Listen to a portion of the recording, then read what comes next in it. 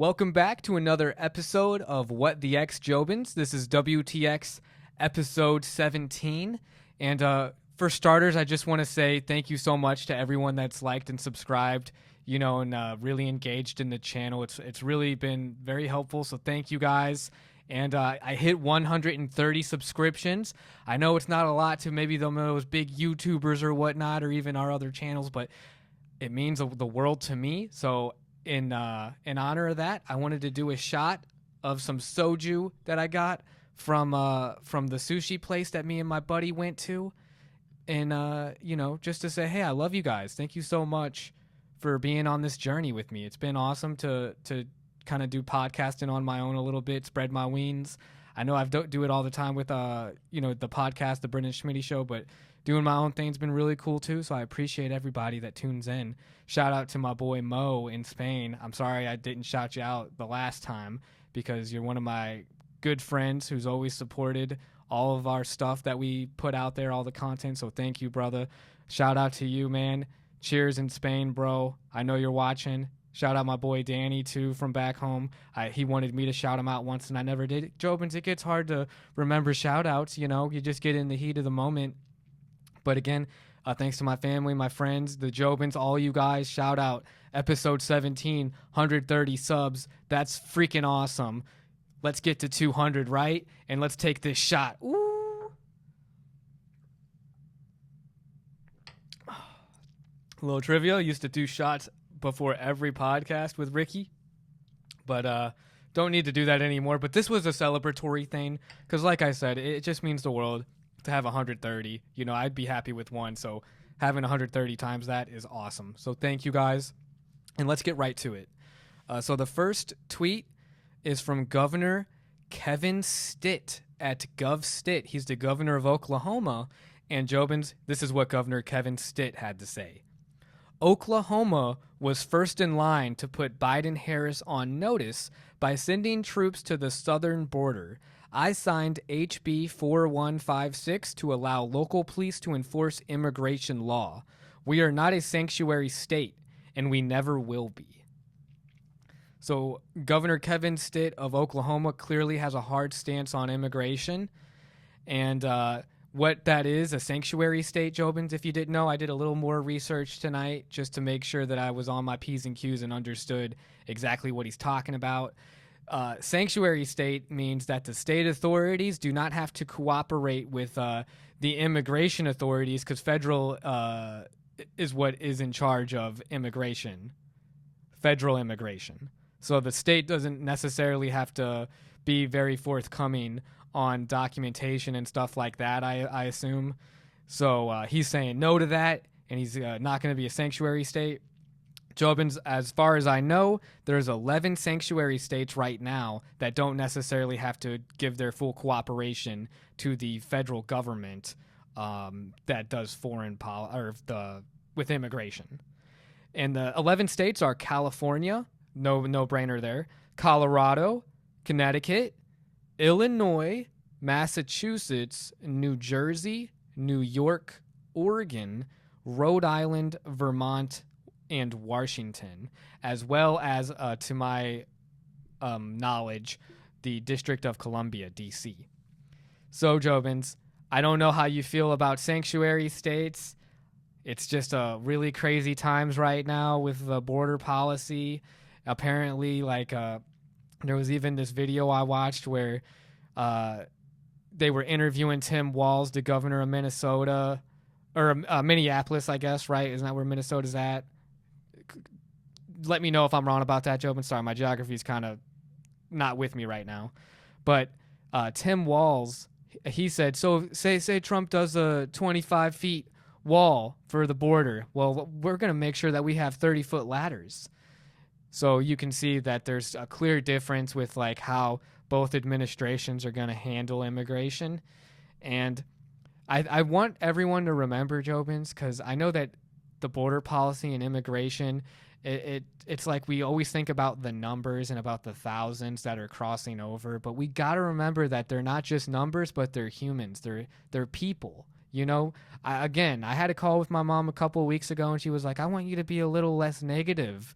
And I don't want this news to discourage you guys, Jobins, but it's like, let's just remember to still humanize the people that are crossing over and accounting for these numbers. What's the root of the source, like what's the cause of the problem, the root of the problem, the source that's causing this? And it's all the turbulence, all the political strife, all the crazy shit going on south of the border. It's just like the people are like refugees coming over because there's some crazy shit going on. So again, I just want everyone to still be humanized and not just seen as a statistic, but there's something's got to change with the border policy and illegal immigration, and there has to be. It's a lot of craziness. I don't know the greatest way to handle it in a humanitarian way, but I do want some changes, and I don't know how I feel with Kevin Stitt just being so pro anti-immigration, because I do believe there's got to be some kind of balance there, Jobins. If you're Ron and you disagree with me and you see really harmful effects with illegal immigration and you want to bring that forward, to please engage in the comments. Always appreciate hearing that side.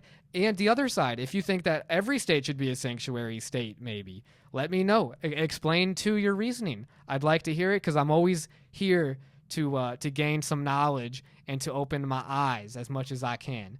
So any different point of views I appreciate. My personal point of view is that we do need to crack down more on illegal immigration and make sure we're taking care of everybody that's here now, instead of giving promises to people that are coming in.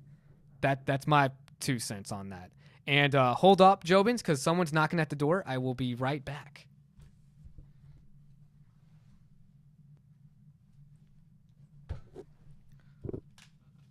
All right, we're back. Yeah, I'm going to cut a little bit of that empty space I left because the door knocked.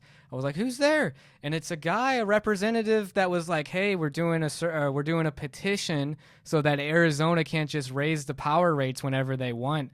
And me and the boys, we've been dealing with a lot of power issues. So hopefully my name will help with the other names there, just like the voting process, and we'll get some real good outcomes from that. That was cool. I was like, keep up the good work, man.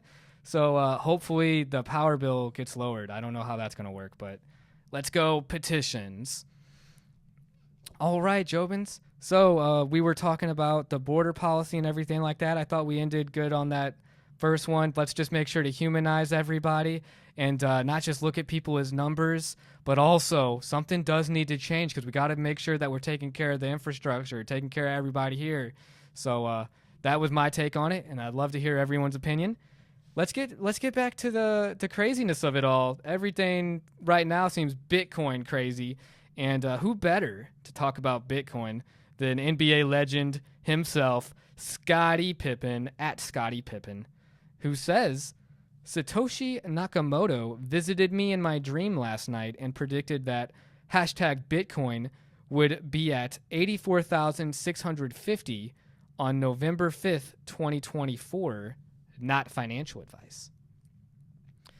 So, Jobins, I do want to let you know that Scottie Pippen, when he's talking about Satoshi Nakamoto, that is just a pseudonym for the founder of Bitcoin, which is, there's a lot of theories out there, but it's not known exactly who created Bitcoin. Was it a group of people? Was it just one person?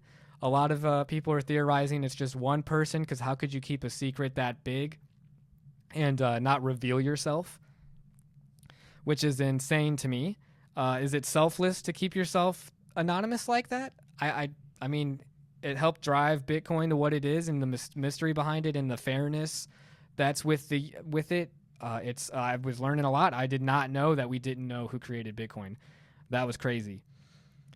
And as of today, I'm dating it, guys. It's September 3rd, 2024.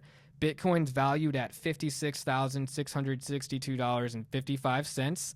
And Scottie Pippen is saying that by November 5th, it's going to be $84,650. That's going to be quite an increase in Bitcoin. But Bitcoin's been on the rise.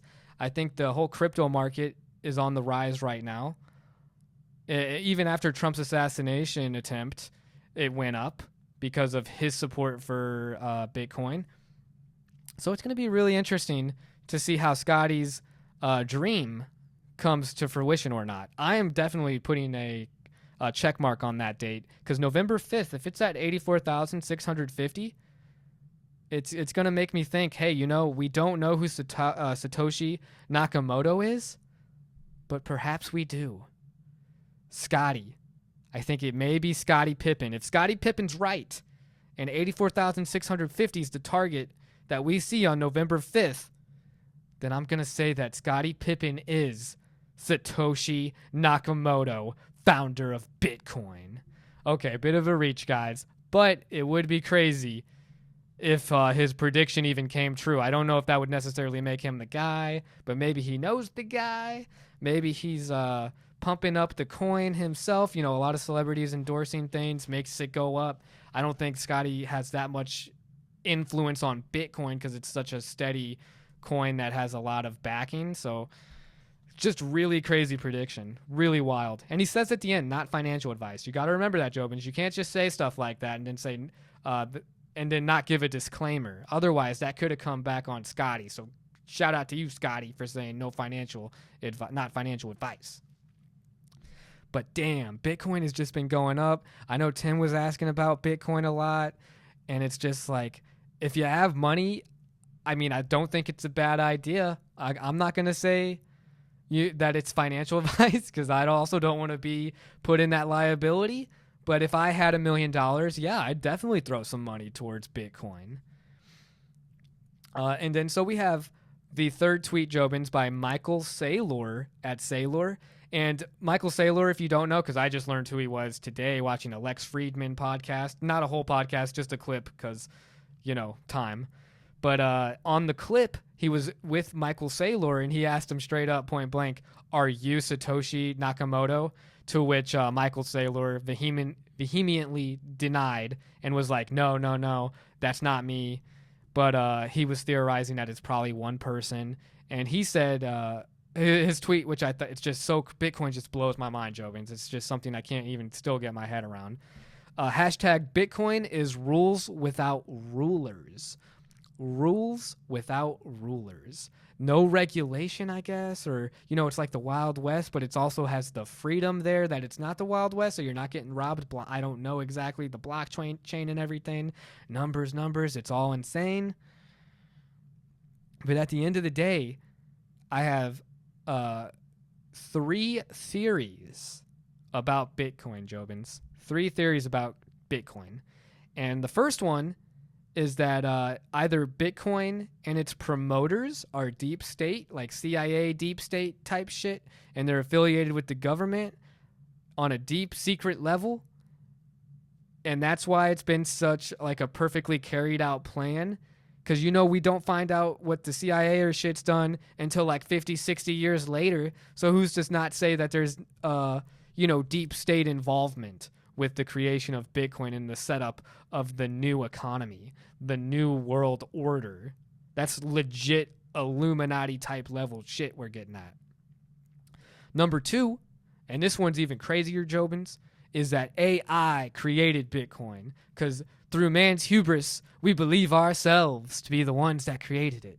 But what if AI created crypto? And maybe because again, another level, Jobins, how do you measure time inside of cyberspace? How's time measured in cyberspace? Because what if it's a future AI that somehow was able to time travel through, but what's time travel inside of cyberspace? That's my question. Any physicist or anyone that's like really into it's like a scientist that could tell me and maybe explain my theory. Is it possible that an AI time traveled into our time, or actually further back before we were even talking about AI, and had actually this code set up that, because it's AI, there's no one to trace it back to, and then we got this whole crazy made up story about some Satoshi guy, when really, and you can't spell Satoshi without AI. Damn, Jobins, I think we went full circle.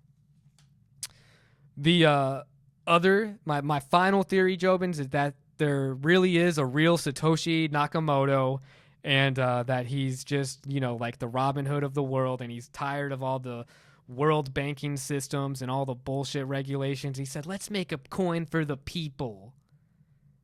And Satoshi Nakamoto's real, and it's someone else that we don't know. Or it's Scottie Pippen.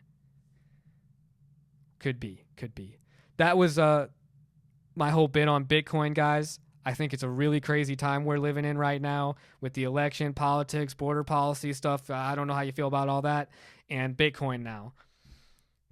Bitcoin's been a thing, of course, but I definitely do need to brush up and study more if I'm going to talk more about it, because it's just wild. But let's move on to the final tweet, Jobins. And how could I not include the person I was endorsing before, Robert F. Kennedy Jr., who dropped out endorsing Trump. You know, that's the camp we're in right now, Jobins. We'll see how it goes. At Robert Kennedy Jr.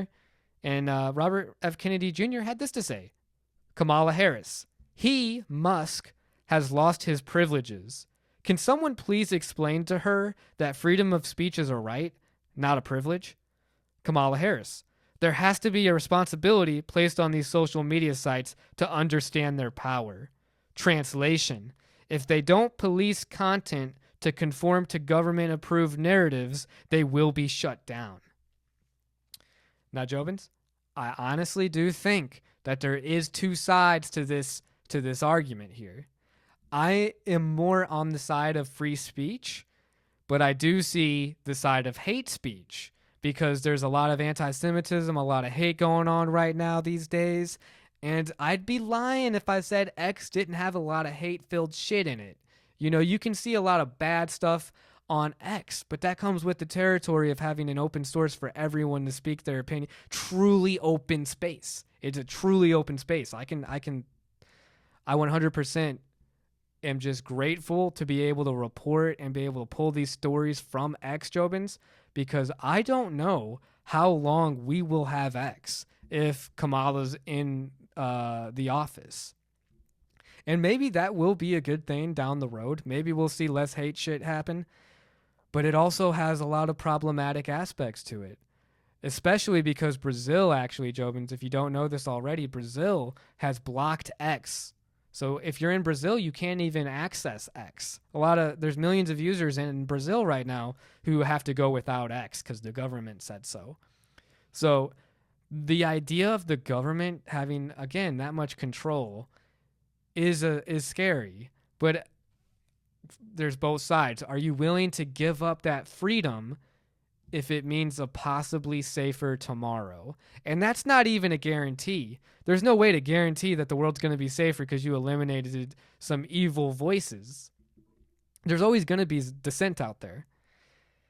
So I'd be interested. Are you on Robert F. Kennedy Jr.'s side? Do you think that Kamala is just is completely in the wrong and this is way overreaching and the government needs to remember its place and they can't be blocking us from our ability to communicate with each other and to publicly express ourselves with our First Amendment rights? Are you on that camp? Or do you see where Kamala Harris is coming from and you're saying, hey, we're tired of the hate that's being put out there, the misinformation that's being put out there.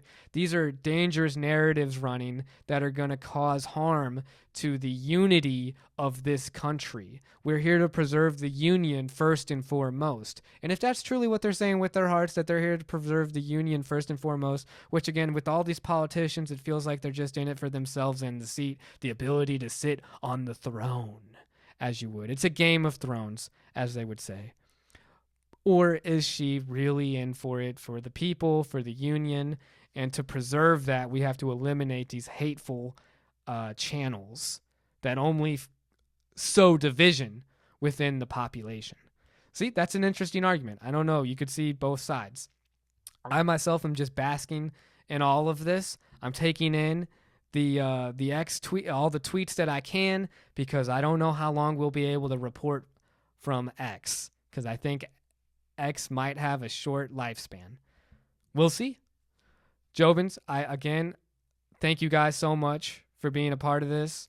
And to end it, I think we'll take one last shot, a farewell shot until the next, because this has been a pretty unique one. I've been happy to shout out the support you guys give. Thanks so much putting a number on it today, September 3rd, 130 subscribers.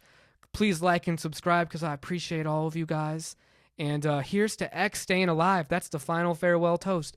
Cheers. I hope X survives through all the chaos of this crazy election year, this 2024 debacle.